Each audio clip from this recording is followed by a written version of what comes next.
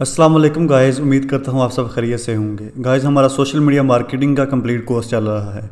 Last video में हमने देखा था कि डिटेल टारगेटिंग किस तरह से करनी है। इस वीडियो में एक दफ़ा हमने अभी तक जो प्रोसेस किया है सबका ओवरव्यू करेंगे और फिर डिटेल टारगेटिंग के हवाले से कुछ पॉइंट्स को एक्सप्लोर करेंगे जिनसे आपको मज़ीद क्लैरिटी हो जाएगी। तो ये माई फर्स्ट कैंपेन के नाम से मैंने एक फेसबुक कैंपेन स्टार्ट की थी। इस पर एडिट पे आऊँगा। तो सबसे पहले मैंने आपको बताया था कि हमने कैंपेन लेवल से स्टार्ट करना है। मैंने कैंपेन को एक नाम दिया था और उसके बाद हमने अवेयरनेस से स्टार्ट किया था कि जी पेज की अवेयरनेस के लिए हम कैंपेन चला रहे हैं। फिर मैंने A/B टेस्ट के बारे में आपको बताया था। इसके अलावा हमने बिडिंग स्ट्रेटजी को डिस्कस किया था और उसके बाद फिर हम एड सेट लेवल पे आ गए थे।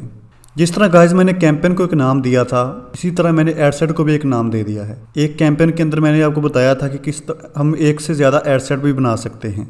तो ये एक एड सेट मैंने बनाया था जिसका मैंने माई फर्स्ट एड सेट नाम दिया। और इसी तरह फिर मैंने फेसबुक पेज सेलेक्ट कर लिया जिसकी मैंने अवेयरनेस करवानी है, रीच करवानी है।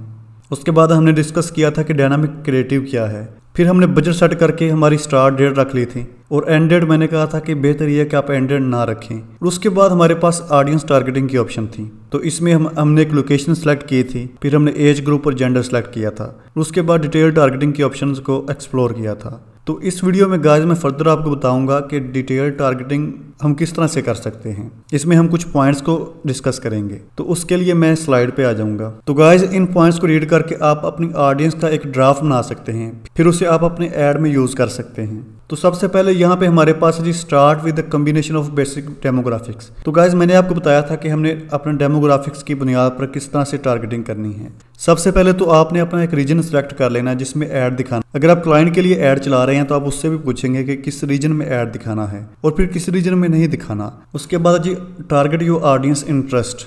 तो इसमें आपने आइडेंटिफाई कर लेना कि आपकी ऑडियंस का इंटरेस्ट क्या है। जिनको आप ऐड दिखा रहे हैं उनका इंटरेस्ट किन चीज़ों में है। अगर आपका ऐड किसी स्पेसिफिक प्रोडक्ट से रिलेटेड है तो आपने आइडेंटिफाई कर लेना कि क्या उस तरह के प्रोडक्ट में आपकी ऑडियंस का इंटरेस्ट है।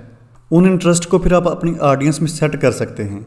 इसमें आपने देखना होगा कि आपकी ऑडियंस की नीड क्या है, तो फिर उस बुनियाद पर आप टारगेट कर सकते हैं। जैसे कि आप डिजिटल मार्केटिंग की सर्विसेज दे रहे हैं, आप ऐसे बिजनेस को सर्च करेंगे जो कि अपने बिजनेस को ग्रो करवाना चाहते हो। डिजिटल मार्केटिंग जिनकी नीड हो, उनके इंटरेस्ट को फिर आप अपनी ऑडियंस में ऐड करके उनको टारगेट कर सकते हैं। आगे जी find people already looking in your product. तो गाइस जो लोग पहले आपकी प्रोडक्ट में इंटरेस्टेड हैं, आपके पेज को लाइक करते हैं, आपकी वेबसाइट पे आते हैं, उनको कन्विंस करना इजी है। तो आपकी पहली प्रायोरिटी होनी चाहिए कि आप अपना ऐड उन लोगों को दिखाएं जो कि आपकी प्रोडक्ट या सर्विसेज में ऑलरेडी इंटरेस्टेड हों।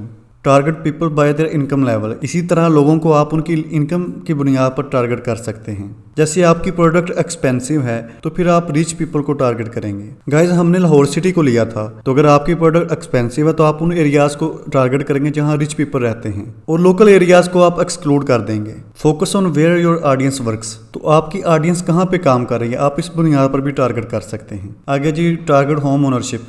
तो वैसे इस तरह आप जिन लोगों के अपने घर हैं, यानी कि वो अपर क्लास फैमिली हैं, आप उन लोगों को भी होम ओनरशिप की बुनियाद पर टारगेट कर सकते हैं। Group your audience bye their level of education. आप लोगों को उनकी एजुकेशन की बुनियाद पर टारगेट कर सकते हैं। जैसे आपकी ऑडियंस स्कूल के स्टूडेंट हैं, यूनिवर्सिटी के स्टूडेंट हैं या डॉक्टर और इंजीनियर हैं, तो ये मेंशन करके आप टारगेट कर सकते हैं। Target people with their children. मैंने गाइस आपको बताया था कि आप ऐसे पेरेंट्स को टारगेट कर सकें जिनके चिल्ड्रन हों, छोटे हों, फिर उनकी एजेस भी आगे मेंशन थी। Search out people who love to travel. आप उन लोगों को टारगेट कर सकते हैं जो ट्रैवलिंग में इंटरेस्ट रखते हों। इसी तरह लोगों को आप बर्थडे या जिनकी शादी इनकमिंग हो उनको भी टारगेट कर सकते हैं। Target buyer profile. गाइस इसमें आपने देखना होगा कि आपकी बायर की नीड क्या है, फिर उस बुनियाद पर उनमें आप एक क्लस्टर क्रिएट कर सकते हैं। इसी तरह search for people in expensive home.